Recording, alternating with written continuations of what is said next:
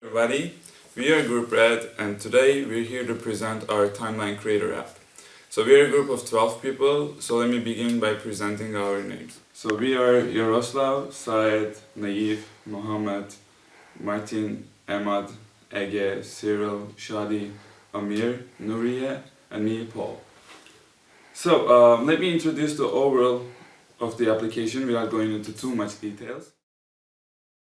So first of all, there are two types of users. It's users and administrators.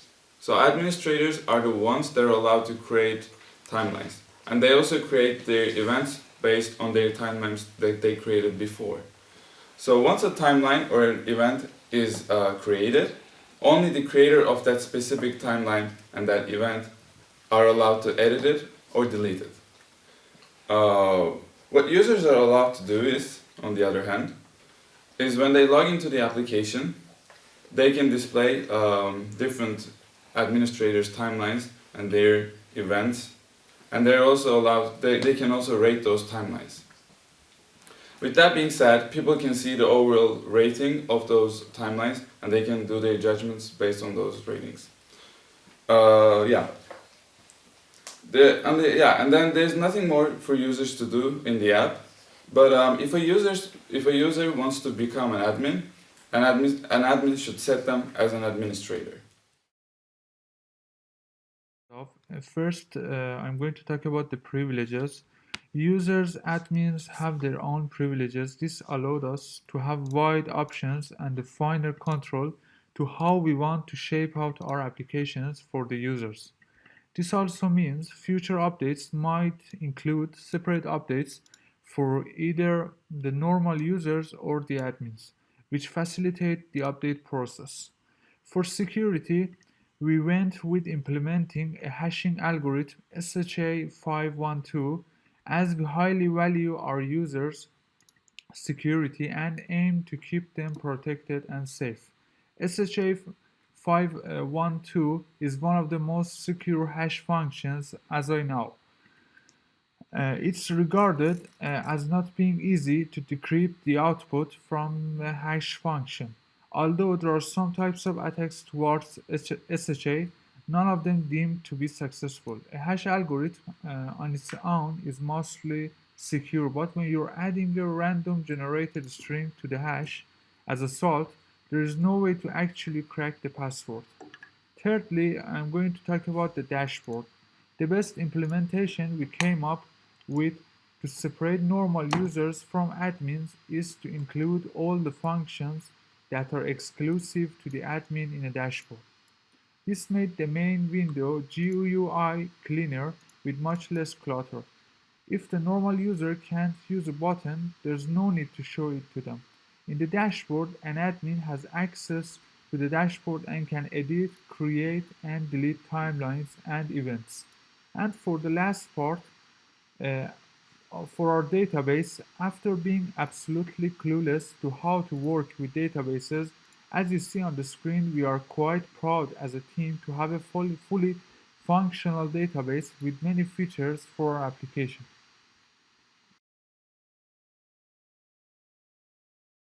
Problems that we had through the project. As we went through the development process, we faced some obstacles, especially due to it's our first time building the whole project for most of us.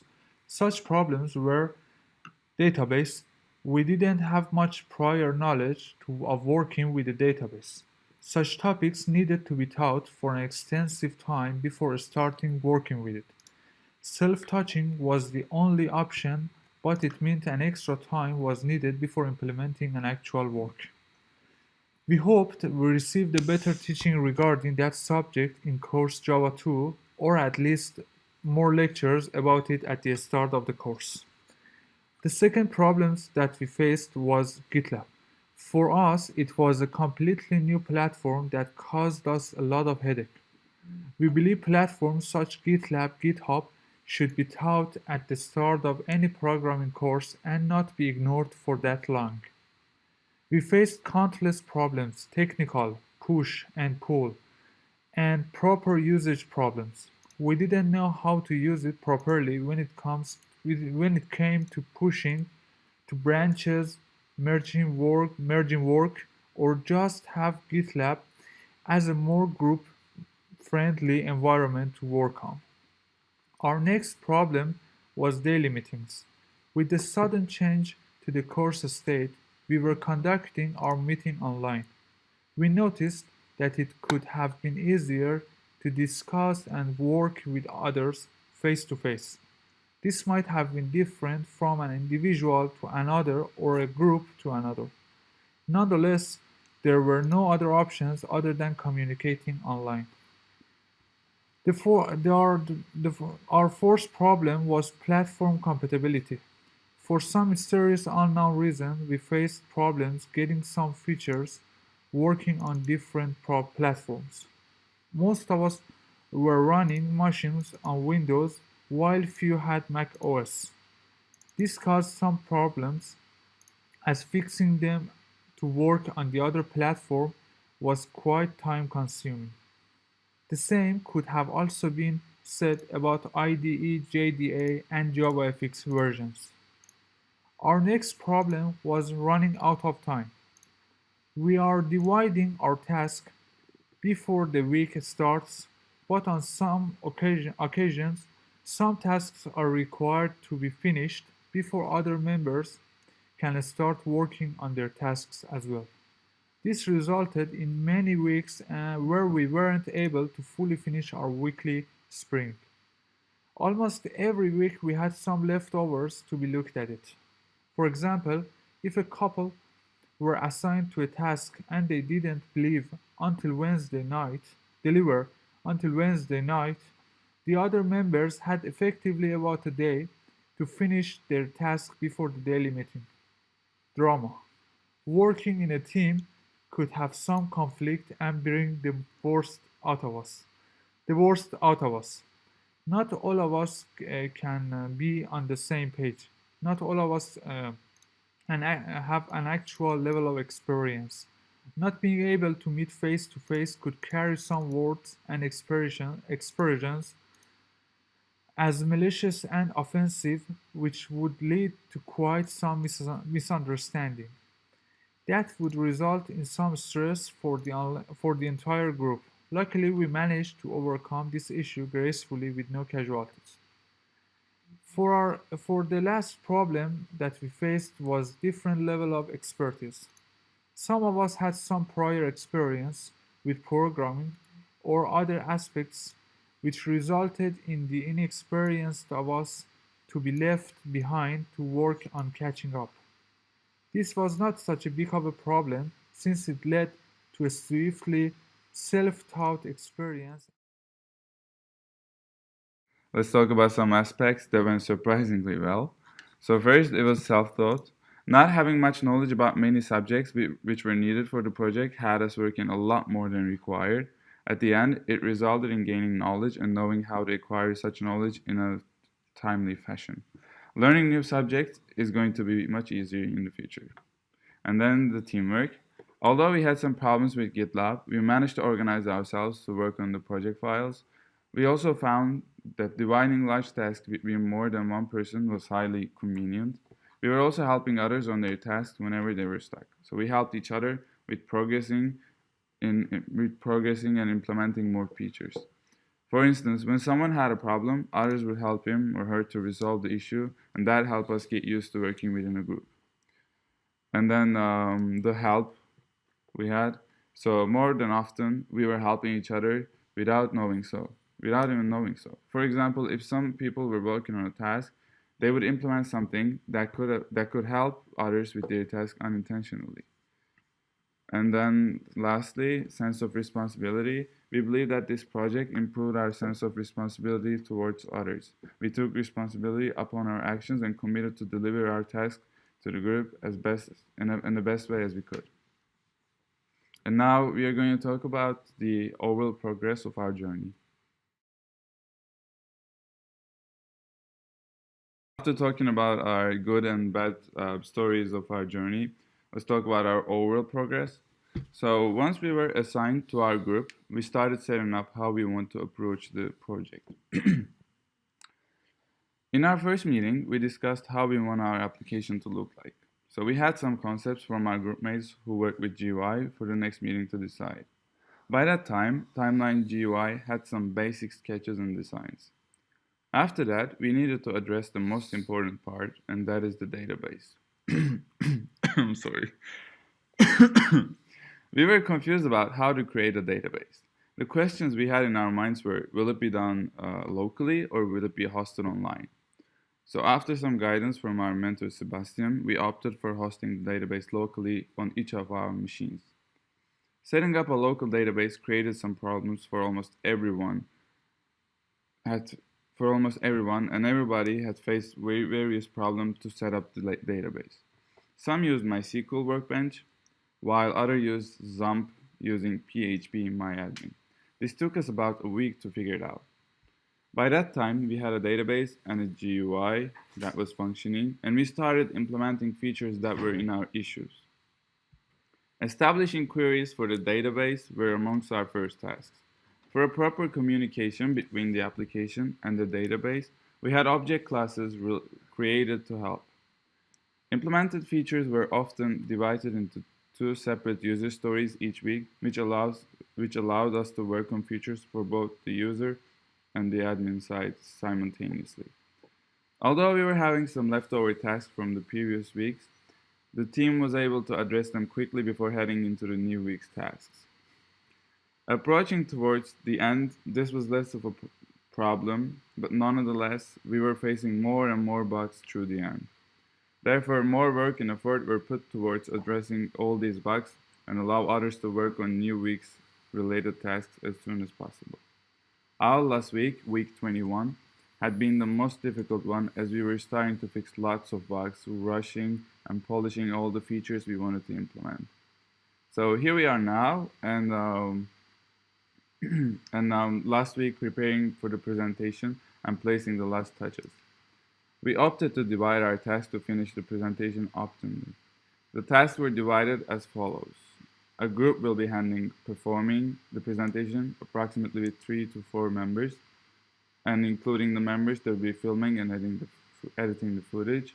And then another group will be handling demonstration the program and gathering all the necessary footage. And last group will be writing the script for presentation. Necessary information about our progress in our program. Nuria is going to present the demonstration of the program. Okay, so now I'm going to talk about demonstration part. So first I can sign up for the first time as an ordinary user.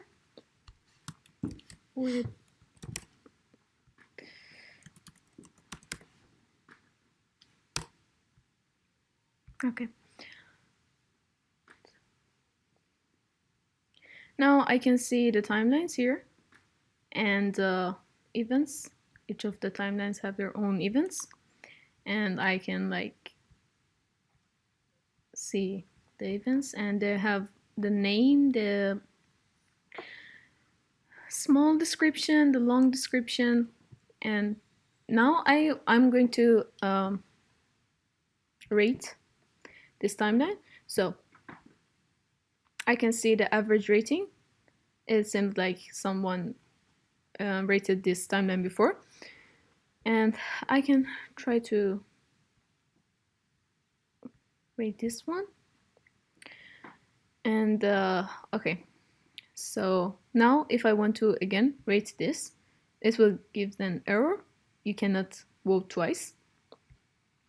And yes, all we can do as an ordinary user. Now we are going to log in with an admin.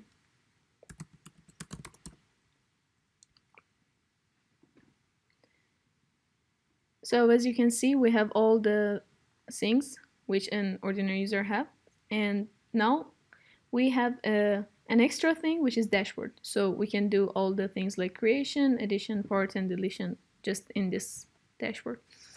So I'm going to create a new timeline.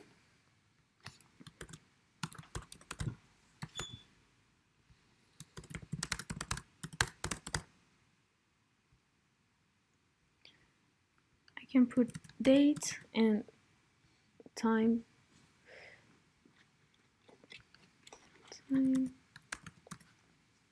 Now I can put keywords for the future if we want to add a search engine or something.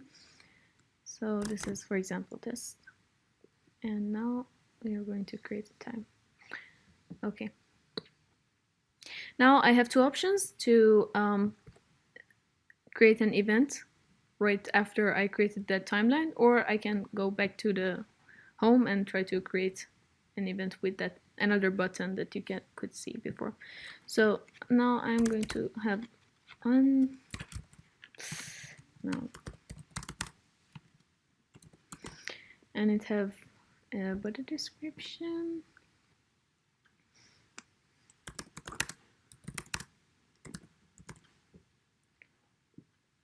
Start date. So we should make sure that the start date is after the start date of the timeline, and also the end date. Now I can like add a picture with just drag and drop. And yeah, I'm going to create this event. And okay, I can create another event.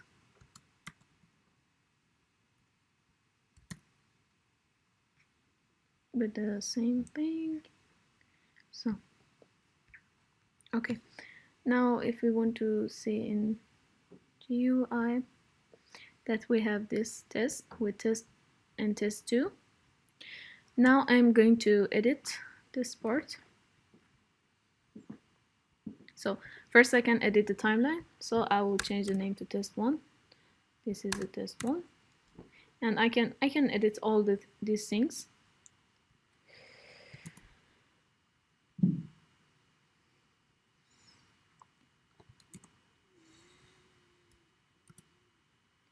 Okay, edit timeline. And then I will edit just one event. I can choose the event here.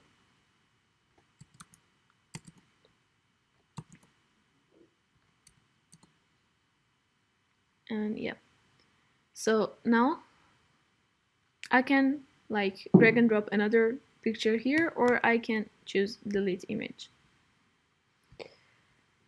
So now edit event. Okay.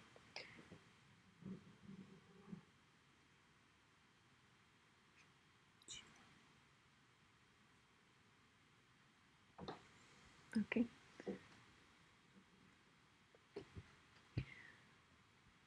Now if we check test 1, this is edited, and yep.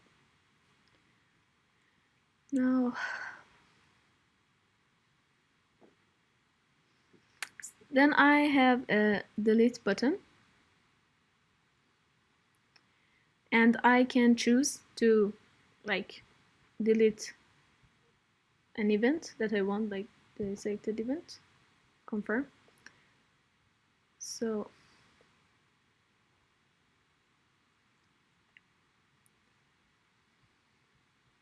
okay, it's deleted. And now the delete timeline,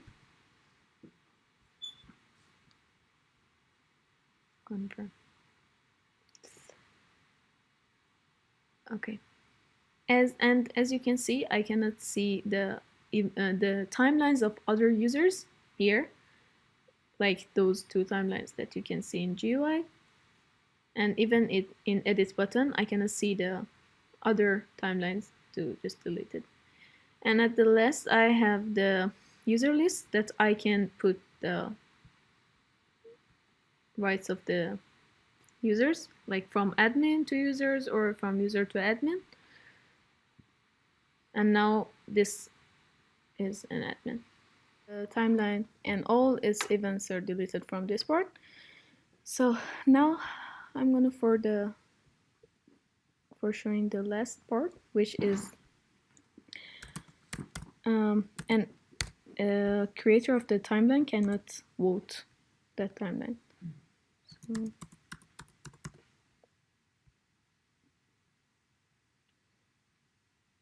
So this user is the creator of this too.